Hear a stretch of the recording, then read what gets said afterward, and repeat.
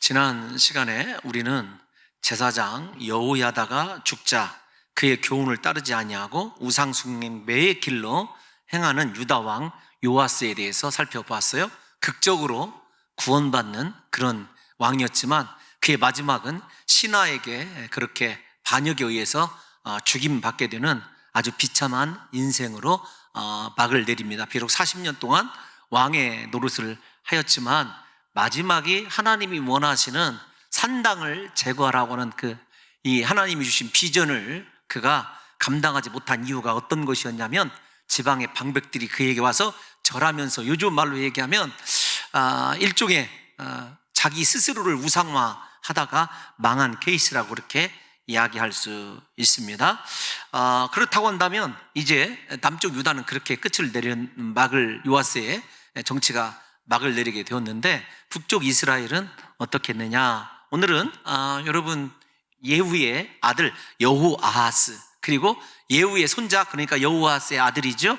또 다른 요아스예요. 똑같이 요아스라고 하는 이름이 등장하지만 남쪽 유다 북쪽 이스라엘의 왕들이 똑같이 요아스였다라는 것을 일단 여러분들이 염두에 두시면 좋을 듯 싶습니다. 근데 이 예후의 아들 여호아스가 17년 동안 북이스라엘을 다스렸어요. 17년을 다스리는 그에게 하나님이 주신 말씀은 어떤 것이냐면 다른 것 아닙니다. 우상숭배했다. 17년 동안 남아있는 사적이 우상숭배했다. 이것만 그에게 남겨져 있고 그의 아들 요아스도 또한 그렇게 우상숭배의 길을 걸었다라고 하는 것이에요. 그런데 중요한 건 어떤 것이냐면 이렇게 17년 동안 여호와 보시기에 악을 행하여 2절입니다. 여호와 보시기에 악을 행하여 라고 하는 말이 있지 않습니까? 이스라엘에게 범죄한 느밧의 아들 여로보암의 죄를 따라가고 거기서 떠나지 아니하였다. 여러분 여호와스의 인생의 행적이 저거예요. 죄악에서 떠나지 아니하였다라는 것입니다. 그러면 왕이 저렇게 이스라엘 백성들과 함께 하나님의 말씀을 떠나서 우상숭배의 길을 걷게 되었을 때 결과가 어떤 것이냐? 3절을 보겠습니다. 3절을 보면 이렇게 얘기합니다. 여호와께서 이스라엘에게 진노하셨대요. 늘 아람 왕, 항상 그런 뜻입니다. 아람 왕 하사엘의 손과 그의 아들 베나닷의 손에 넘기셨더니, 그러니까 여러분 생각해 보세요. 여호아스, 그의 아들 요아스 2대예요. 2대에 걸쳐서 아람 왕도 하사엘과 베나닷 2대예요. 그러니까 생각해 보시면 저 왕의 연조가 정확히 얼마인지는 몰라도 최소한 2세대 동안에 하나님께서 늘 항상 이 아람 나라에게 북이스라엘이 괴롭힘 당하게 하셨다는 말씀입니다. 우리가 저 말씀을 듣고 나서 어떤 생각이 드실지는 모르겠지만 참 어리석다 이런 생각이 들죠.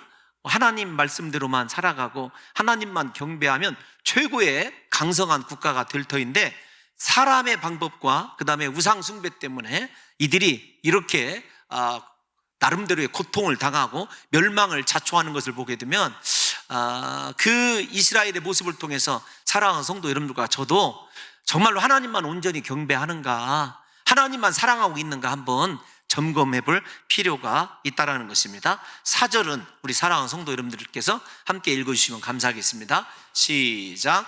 아람 왕이 이스라엘을 학대함으로 여호아스가 여호와께 간구하매 여호와께서 들으셨으니 이는 그들이 학대받음을 보셨습니다. 아멘. 아멘. 여러분 4절을 잠깐만 띄워놔 주세요.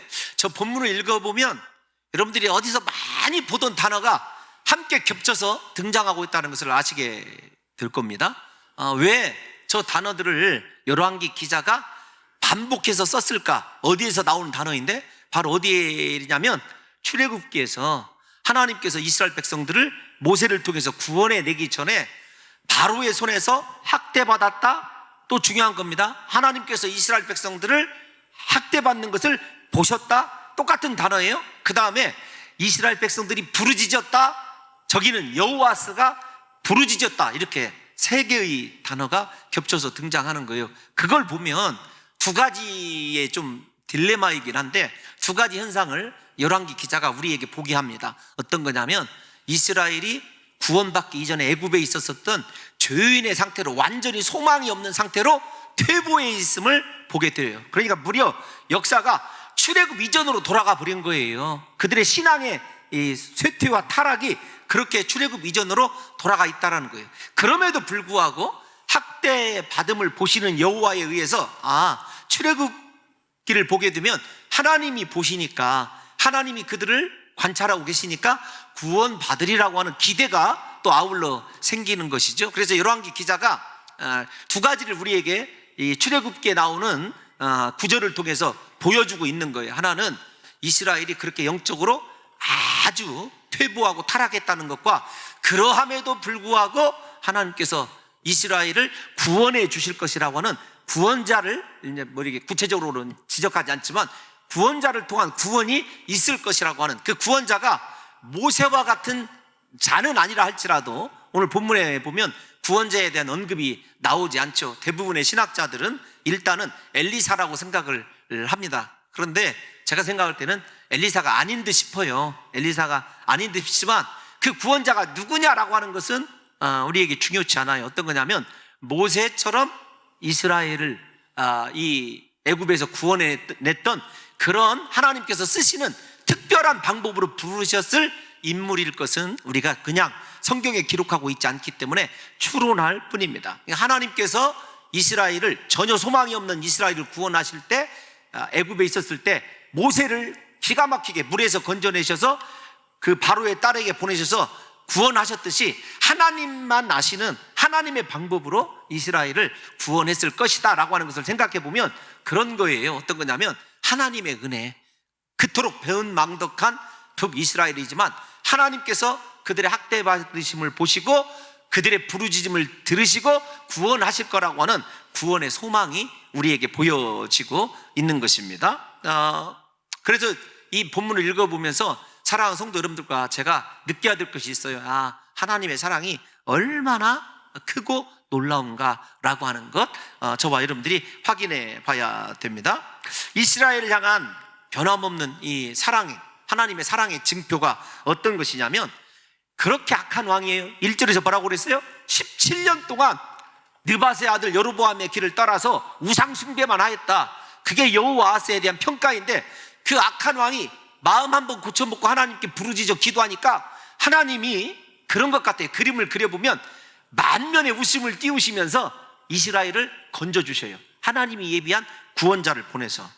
아람 왕이 이스라엘을 계속해서 학대했을 때 여호와스가 하나님께 간구하기 시작해요. 여기 뭐 다 설명을 드렸습니다.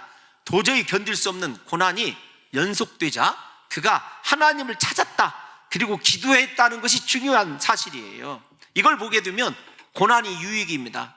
고난이 유익으로 남는 경우는 딱 한 가지예요. 고난 가운데 있을 때 하나님 찾고 기도하면 돼요. 우리 이미 다 그려지잖아요. 그렇게 악한 왕도 하나님을 찾고 기도하니까 구원자를 보내주세요. 기적이 일어납니다. 그렇다고 한다면 사랑하는 성도 여러분들과 저도 마찬가지예요. 고난이 유익이 되기 위해서는요, 다른 방법이 없습니다. 하나님을 찾아야 되고 하나님께 나와서 기도해야 된다는 것입니다. 사실 지금이 기도해야 될 때예요. 지금이. 예? 다시 한번 좀 지적을 해보십시다.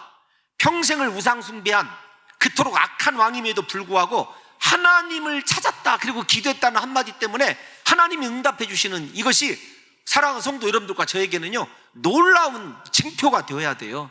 그 사람도 기도했더니 하나님 응답해 주셨다. 내가 하나님 찾아서 기도하기만 하면 우리들에게도요, 하나님께서 놀라운 역사를 일으켜 주실 줄로 믿습니다.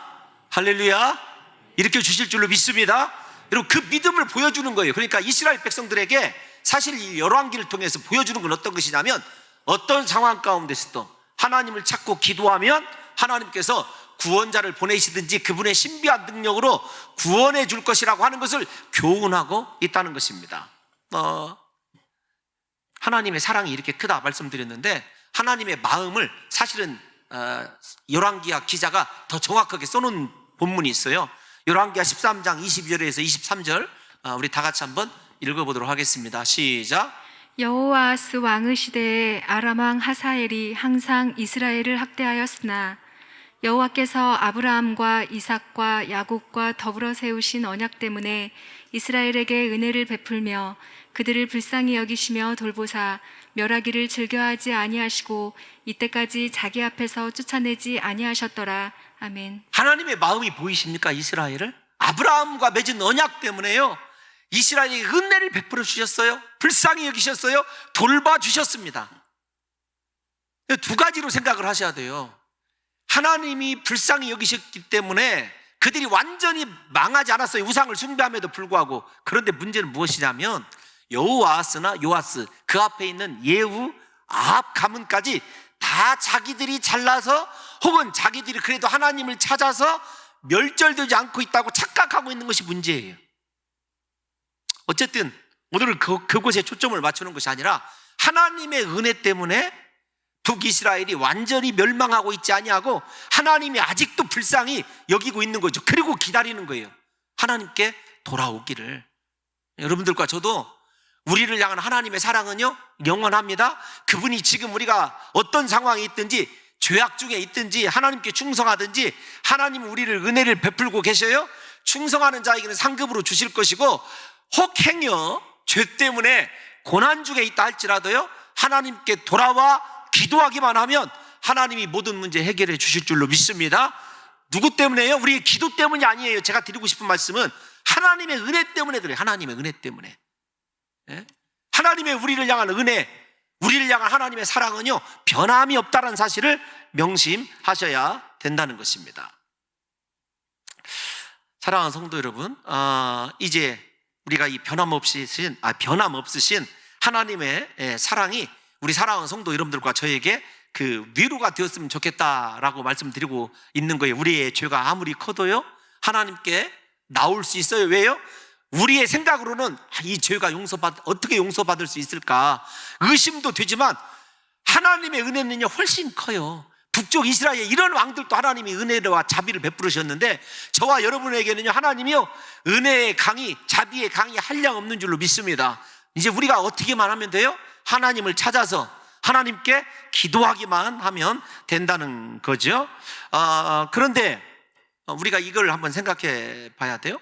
북이스라엘에게는 하나님이 구원자, 알 수 없는, 제가 생각할 때는 모세처럼 특별하게 하나님께서 세우신 구원자일 것 같다는 생각이 들어요. 왜 그러냐면 저는 엘리사가 맞다, 구원자가 이렇게 대부분의 신학자들이 생각하는데 저는 그렇지 않다라고 보는 이유가 어디에 있냐면 출애굽 용어가 거기에 등장하는 것을 봤을 때 어떤 그런 엘리사 위에 특별한 사람을 하나님이 예비하셨을 것이라고 하는 제 어떤 나름대로의 상상력이에요.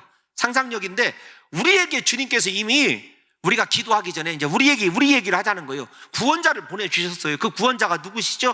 예수님이셔요. 예수님. 예? 하나님께서는요 우리를 사랑하셔서 당신의 유일하신 구원자, 우리의 구원자 예수 그리스도를요 내어주셨어요. 그러므로 하나님의 우리를 향한 사랑은요 인간의 이해를 초월하는 것이죠. 인간의 이해를 초월한다는 말을 왜 쓰냐면 저도 그럴 때가 있어요. 내 죄가 이렇게 크고 심각한데 하나님이 나를 용서하실까? 그럴 때도 있었습니다. 그런데 중요한 건요, 하나님이 용서하신다는 사실이에요. 뿐만 아니라 우리가 하나님을 찾기만 하면 만나 주셔요.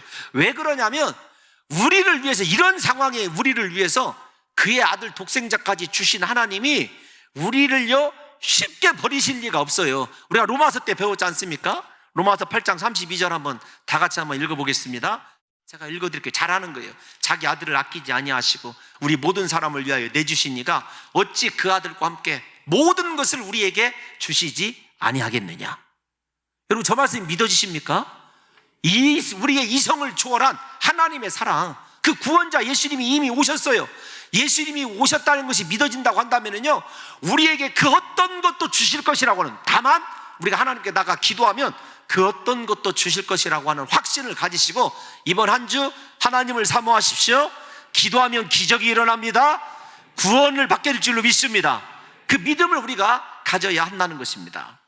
사랑하는 성도 여러분, 이 코로나 때문에 우리가 해야 될 거요? 다른 것 아닙니다. 하나님께 나와서 회개하고 기도하면 하나님께서 반드시 우리의 기도에 응답해 주신다는 거죠. 기도 응답을 생각할 때 여러분 누가 떠오르십니까? 한나의 부르짖는 기도, 우리가 잘 아는 해와 달을 멈췄던 여호수아의 기도, 히스기야를 생각해 보세요. 히스기야는 하나님께 너 모든 것을 정리해라, 사흘 안에 죽을 것이다 회개하고 하나님이 15년 동안이나 생명을 연장시켜 주셨잖아요. 그뿐만 아니라 생명을 연장시켜 주시는 징표로 해와 달이 뒤로 여러분 물러가게 하는 놀라운 기적도 보여주셨어요.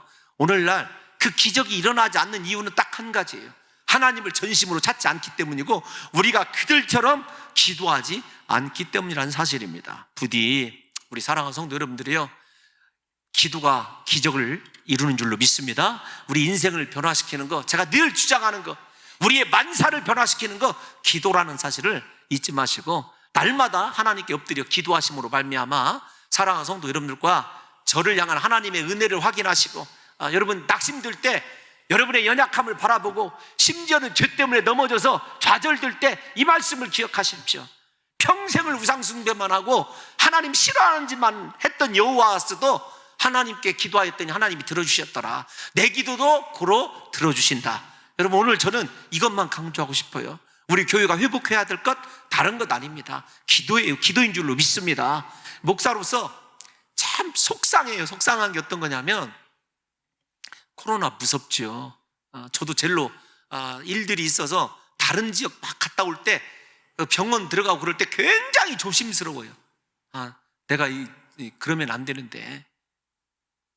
그 조심스러운 거 사실이에요. 그런데 이 시국에 우리가 할 수 있는 일이 무엇이 있을까요? 마스크 쓰는 일 외에 여러분 할 일이 무엇이 있던가요? 아무것도 없어요.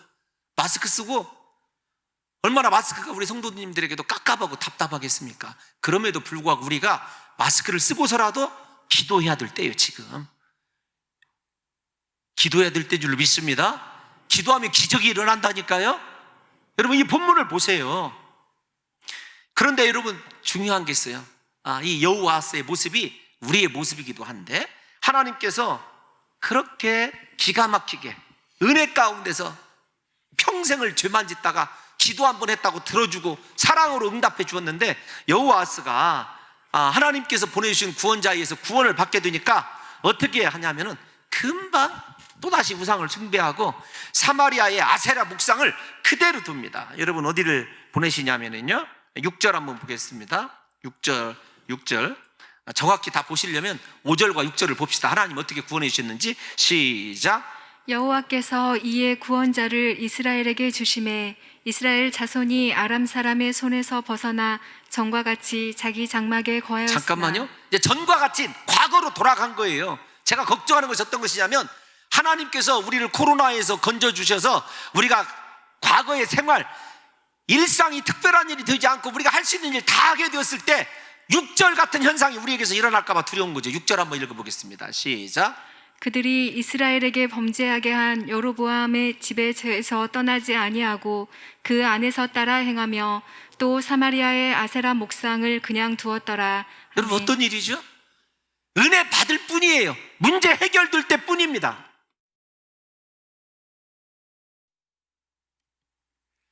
사랑하는 성도 여러분, 우리에게는요 문제 해결이 중요한 것이 아니에요. 완전한 회개가 중요할 뿐입니다. 만약 이스라엘이 완전히 회개했다고 한다면, 여호와스가 완전히 돌이켰다고 한다면 놀라운 기적이 일어났을 것 아니겠느냐고요. 하지만 여호와스와 이스라엘은 개가 그 토한 것을 다시 먹는 것처럼, 돼지가 그 씻은 몸으로 다시 더러운 곳에 눕는 것처럼 죄악의 자리로 돌아가고 말았다는 거예요. 얼마나 비극입니까? 아쉬우면 하나님 찾고 조금 잘 되면 또다시 세상으로 나가고, 그게 여호와스의 모습이 아니라 우리의 모습이에요. 우리의 모습. 조금 편안해서 뭔가 잘 이루어지는 것 같으면은요 내 마음대로 또 살아갑니다. 그런데 중요한 건 뭐냐면 그래도 하나님이 또 돌아오면 받아주신다는 거예요. 그래서 우리가 하나님의 은혜와 사랑을요 남용하고 있어요. 오용하고 있어요. 오용. 다 아는 말씀이지만 확인 한번 해봅시다. 잠언 26장 11절 시작. 개가 그 토한 것을 도로 먹는 것 같이 미련한 자는 그 미련한 것을 거듭 행하느니라. 아멘. 여러분, 한 번 넘어지는 것은 실수예요. 두 번 넘어지는 것은요 실패입니다. 우리에게 죄가 왜 무섭냐라고 이렇게 물어본다면요, 죄는 우리 안에 한 번 들어오면 반복하게 하는 성향이 있다는 거예요. 그래서 무서운 거예요. 정말로 피를 토하는 심정으로 기도하고 매 순간 깨어있지 않는 한 우리 또다시 그렇게 우리가 익숙한 죄에 빠져버릴 수밖에 없는 거죠. 제가 최근에 이런 말을 쓴 적이 있어요. 어떤 거냐면 그것이 좋은 것이 아니었더라, 익숙한 것이었지, 진짜 이것이 좋더라. 제가 그렇게 한번 우리 부교육자들에게 이야기한 적이 있었거든요. 사람이 죄악에 익숙해지면 안 돼요.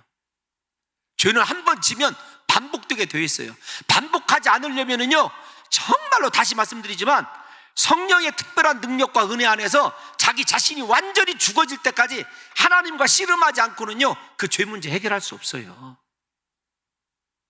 어떤 사람이 미련하다고요? IQ가 낮은 사람이 미련한 것이 아닙니다. 미련한 것은요, IQ하고 상관이 없어요. 똑같은 죄를 반복해서 짓는 것이 미련한 거예요. 바보예요, 바보.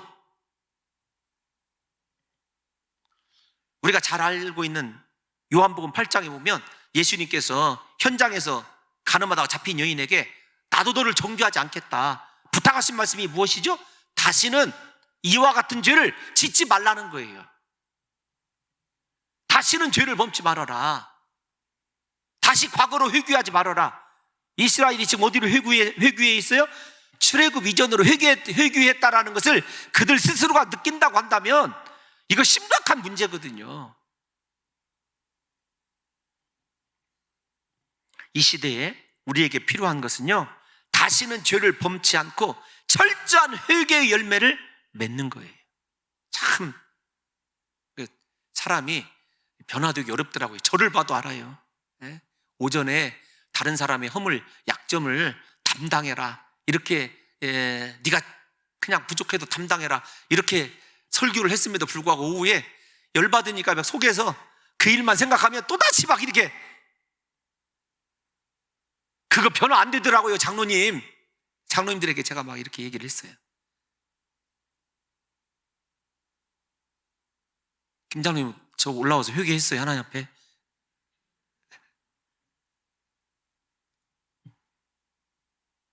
참 저를 봐도 한심해.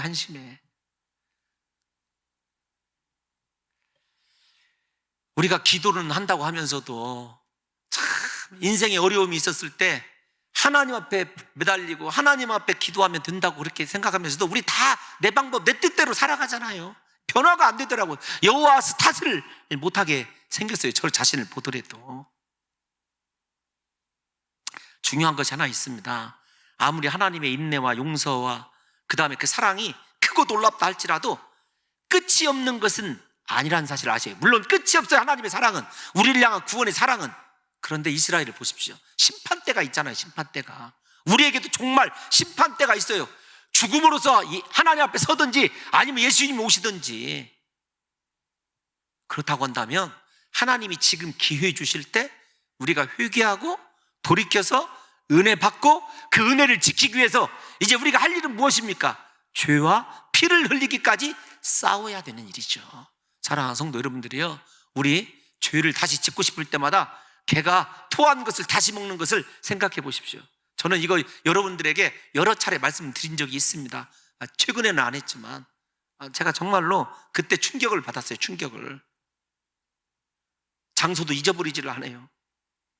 옛날에는 전주에 그 코아 호텔, 코아 백화점이 유명한 곳이었거든요. 그 뒷길에 포장마차가 있었어요. 저녁 늦게 거기 포장마차에서 국수를 먹고 있었는데 누가 그 국수 먹기 이전에 많은 어나더 지저스와 함께 했던 사람이 있었어요.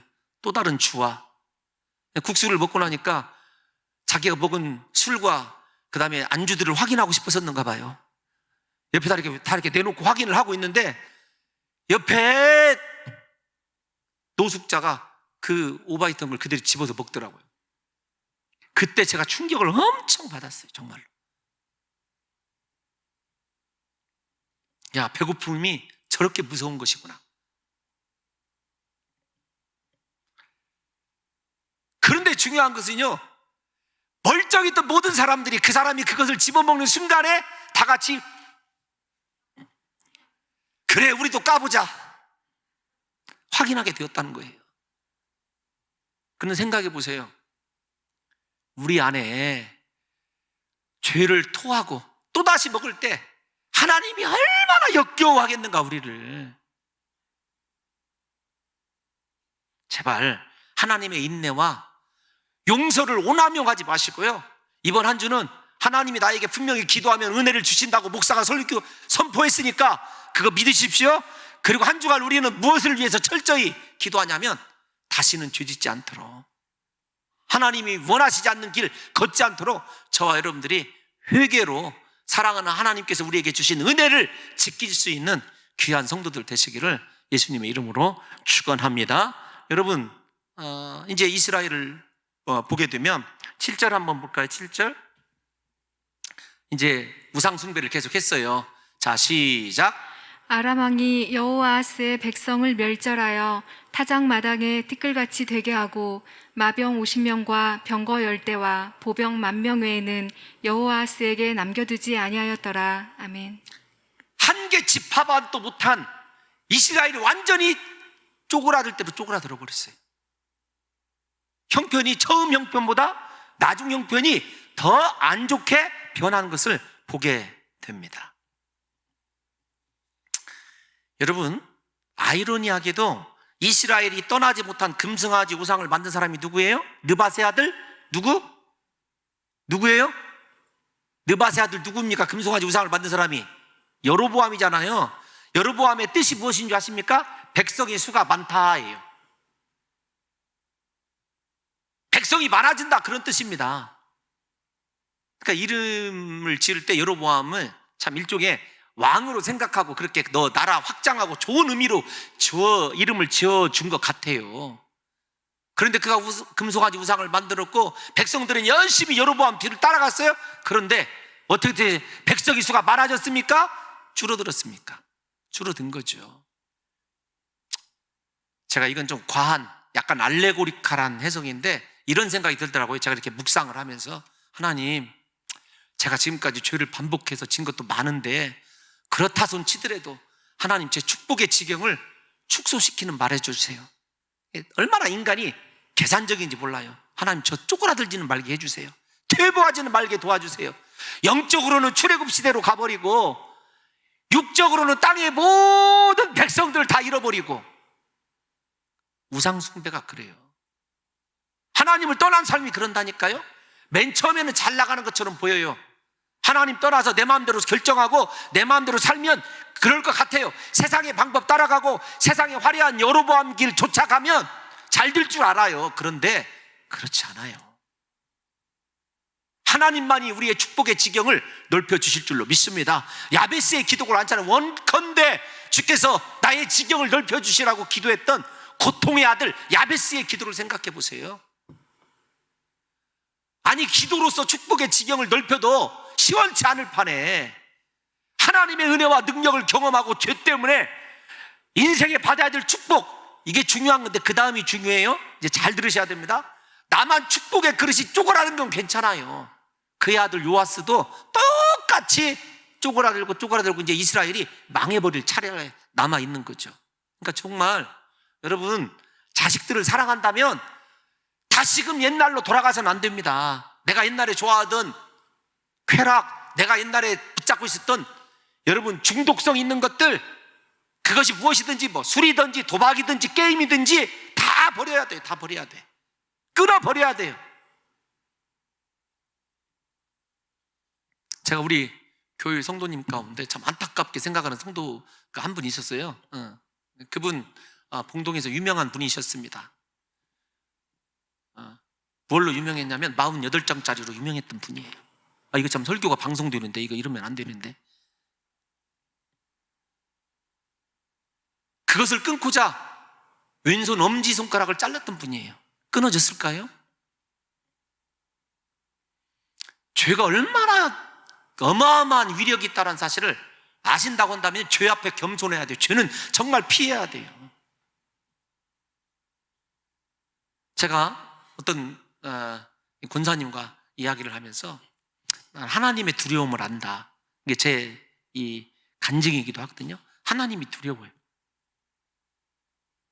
두려운 줄 알면서도 여러분 잘 안 돼요. 제 자신 스스로를 고친다는 거, 정말로 오늘 오후에 회개하면서 하나님, 저 자신도 그렇게 완벽하게 못 고치면서 다른 사람 변화되지 않는다고 너 그렇게 원망하고 불평할 다른 사람의 약점을 담당하라고 설교하고도 그럴 자격이 있느냐? 아니, 정말로 좀 부끄러운 면이 있어요, 제게.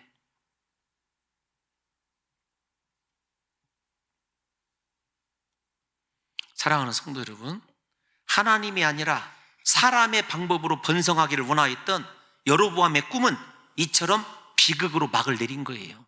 하나님이 여호아하스를 심판하는 것 같지만 사실은 여로보암을 심판하고 있는 거예요. 심판. 제발 좀 사람의 방법으로 번성할 것, 인생의 방법으로 세상과 타협해서 내가 좀 잘 되어보려고 하는 꿈, 어리석은 거예요. 어리석은.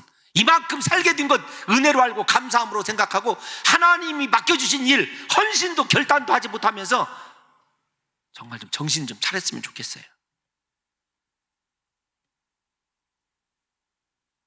그런데 이런 현상은요, 자신들의 힘만 믿고 하나님을 의지하지 않았던 이스라엘의 모습이기도 하지만 사실은 하나님이 아니라 북쪽 이스라엘을 의지하고 부러워하고 있었던 유다에 대한 경고이기도 하다는 사실을 아셔야 됩니다. 참 이게 상관관계가 있어요. 하나님의 백성인 유다가 북쪽 이스라엘을 의지하니까 하나님께서 북쪽 이스라엘을 확 쪼그라뜨려 버리는 거예요. 이상해요, 정말로. 북쪽 이스라엘이 아수르를 피해서 애굽을 의지하려고 하면은요, 애굽이 확 쪼그라들어요. 이번에는 좀 아수르 의지해서 바벨론을 좀 물리쳐 볼까 하면은요, 아수르가 또 확 쪼그라들어요. 예수 믿는 사람들 조심해야 돼요. 하나님이 사랑하는 사람들은요, 누구한테 손 벌리거나 누구한테 의지하려고 하지 마십시오. 그 사람도 함께 죽게 하는 것이 죄송하지만 그거더라고요. 좀 여러분들 제가 드리는 말씀을 이해할 수는 없으실지는 모르겠지만 저는 하나님이 그렇게 무섭더라고요. 실제적으로 사람 따라가고 세상 따라가는 거요, 지금 하나님께 돌아와서 눈물로 기도하고 하나님 붙들어야 살 터인데 위태위태한 가정들이 몇 가정들이 보여요. 좌우지간 이건 제가 앞에서 말씀드린 대로 너무 지나치게 확대 해석인지는 모르겠지만 유다로 하여금 하나님께 돌아갈 것을 북이스라엘의 비참함을 통하여 하나님께서 경고하시는 거예요. 얘들아, 북이스라엘 어차피 망한다. 너희들이라도 회개하고 돌이키라는 거예요. 이렇게 이스라엘 형편이 하나님을 떠남으로 비참해졌음에도 불구하고요, 여호아스의 아들 요아스, 북이스라엘이에요. 여러분 어떻게 행했는지 13장 11절 한 절만 확인하고 넘어갈게요. 13장 11절 시작. 여호와께서 보시기에 악을 행하여 이스라엘에게 범죄하게 한 느밧의 아들 여로보암의 모든 죄에서 떠나지 아니하고 그 가운데 행하였더라. 아멘. 12절도 혹시 있습니까? 제가 안 적어줬는데 죄송해요. 12절 시작. 요아스의 남은 사적과 행한 모든 일과 유다 왕 아마샤와 싸운 그의 업적은 이스라엘 왕 역대 지략에 기록되지 아니하였느냐. 부전자전이에요. 근데 중요한 요소 하나가 등장을 해요. 중요한 요소. 여러분, 여호사밧과 아합, 남쪽의 여호사밧 왕과 북쪽 이스라엘 아합 왕이 결혼 동맹을 맺은 이후에 약 3대 이상은 북이스라엘과 남유다가 전쟁이 있었어요, 없었어요? 없었어요. 두 가지예요.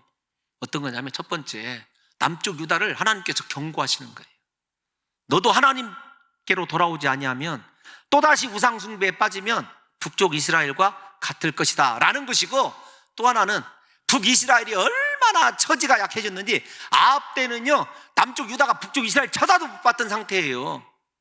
그런데 이제 아마샤 때부터는 북이스라엘이 하도 시원찮게 쪼그라들어서 초라해지니까 남쪽 유다가 북쪽 이스라엘과 전쟁을 다시 일으키게 돼요. 그러니까 북이스라엘이 얼마나 창피하냐고요. 생각해 보세요. 지파도 훨씬 더 많이 가지고 있고 10개 지파 아닙니까? 남쪽 유다 2개 지파예요. 병력도 훨씬 더 많았어요. 아합이 얼마나 부흥을 일으켜놨습니까? 사람의 방법으로. 그런데 그것이 오래 가더냐고요. 아닙니다. 제가 여러분들에게 우리가 함께 생각해 볼 게 어떤 것이냐면, 하나님을 떠나서 내 힘으로 이룰 수도 있어요. 그런데 그거 절대로 오래 가지 못합니다.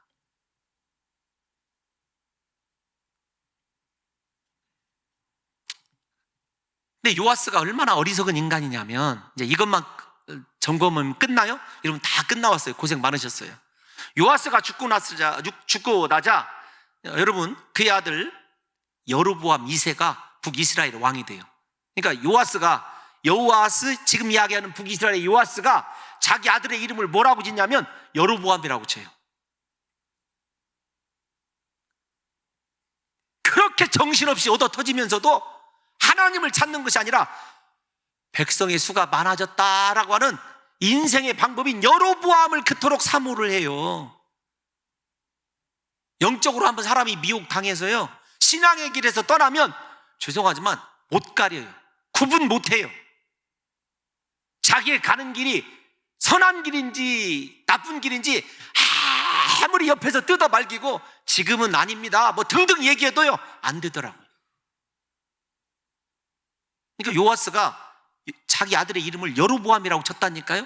그렇게 나라는 다시 말씀드리면 초라해지고 빈궁해지고 남쪽 유다까지도 자기들과 전쟁을 벌이는 판에, 하나님께 두 손 들고 돌아가도 시원치 않은 판에 아직도 그가 여로보암의 꿈, 인간적인 꿈으로, 인간적인 방법으로 백성의 수가 많아지리라고 하는 헛된 기대와 헛된 망상에 사로잡혀 있는 요아스를 보게 됩니다. 그래서 성경을 읽으면서 그것이 참 기가 막히더라고요. 요아스가 자기 아들의 이름을 여로보암으로 진 것처럼 여로보암을 진 것을 보고 참 이거 압권이다, 이거 압권, 나쁜 쪽에. 부디 우리 사랑하는 봉동중앙교회 성도 여러분들과 저만큼은 철저히 회개하고 돌이켜서 우리의 축복의 지경이 축소되지 아니하고 우리 인생의 열매, 마지막 모습이 초라해지지 아니하고 우리 자녀들이 비참한 삶을 살아가지 아니하고 하나님의 은혜로 살아가도록 이번 한 주 죄와 싸워서 이기게 해달라고 간절히 기도할 뿐만 아니라 하나님께 돌아와 기도하심으로 말미암아 우리에게 분별할 것 분별 딱 되어지고 나는 하나님의 법으로 살아야 될 사람, 하나님의 은혜로만 내 축복의 지경을 넓힐 수 있다는 사실을 인정하시고 하나님과 야복강의 야곱처럼 1대1로 씨름하시는, 그래서 승리하시는 귀한 성도들 되시기를 예수님의 이름으로 축원합니다.